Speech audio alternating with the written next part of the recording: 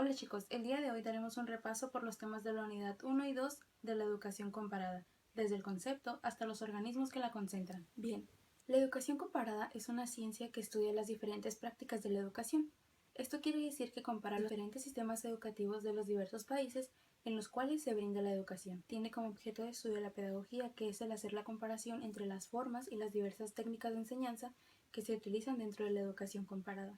El principal propósito de la educación comparada es recopilar toda la información de las formas y prácticas en las cuales se da la educación comparada. No solo se abordan temas educativos, sino también políticos, sociales, económicos, todo esto con la finalidad de conocer más a fondo sobre los temas y poder compararlos entre sí. Daremos paso al segundo tema, que son corrientes epistemológicas en la educación comparada. Dentro de algunas corrientes epistemológicas que podemos encontrar dentro de la educación comparada se encuentran el positivismo, el relativismo y el funcionalismo histórico. El positivismo y el relativismo, ambas corrientes se fusionan y tienen como resultado al funcionalismo histórico. Esta corriente de funcionalismo histórico tiene un solo propósito, y es que todos los aspectos de una sociedad se cumplan y puedan servir para una supervivencia. Dentro de la educación comparada podemos encontrar 4 etapas por las cuales la educación comparada ha ido evolucionando.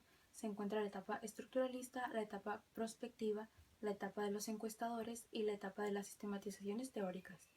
La etapa de los estructuralistas se caracteriza porque viajeros en su afán por conocer más ciudades encuentran diversos sistemas educativos que comienzan a comparar con los sistemas educativos nacionales. Es que la etapa de los encuestadores se caracteriza por la existencia de un objetivo claro y definido por comparar, haciendo que la descripción sea más detallada y objetiva. La etapa de las sistematizaciones teóricas se caracteriza porque los estudios comparativos se llevan a cabo en publicaciones y en algunas instituciones.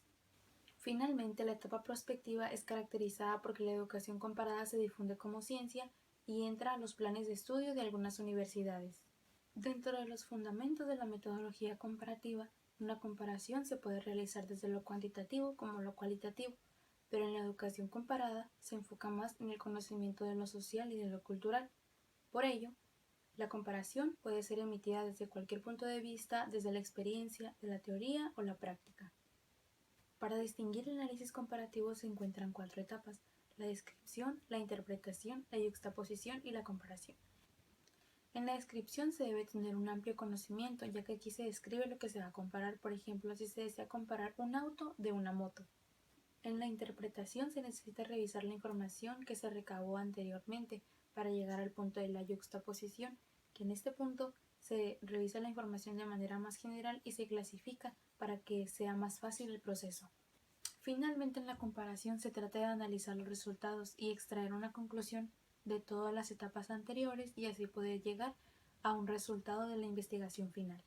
Para finalizar, tenemos a los organismos nacionales e internacionales que se encuentran relacionados con la educación comparada. Los organismos están relacionados con la educación comparada ya que en su mayoría promueven el mejoramiento de la educación, así como también la investigación científica, facilitando de esta manera la distribución y publicación de diversos estudios comparativos. Sobre todo tratan de llevar un ámbito de cooperación y solidaridad entre las asociaciones. El Consejo Mundial de Sociedades de Educación Comparada integra 40 sociedades de todo el mundo. Entre ellos se encuentran la Sociedad Española de Educación Comparada, la Sociedad Europea de Educación Comparada, la Sociedad Mexicana de Educación Comparada y la Sociedad Argentina de Estudios Comparados en Educación, mientras que la Sociedad Venezolana de Educación Comparada y la Sociedad de Educación Comparada e Historia del Sur de África no se encuentran dentro de ellas, ya que éstas forman parte de una organización no gubernamental.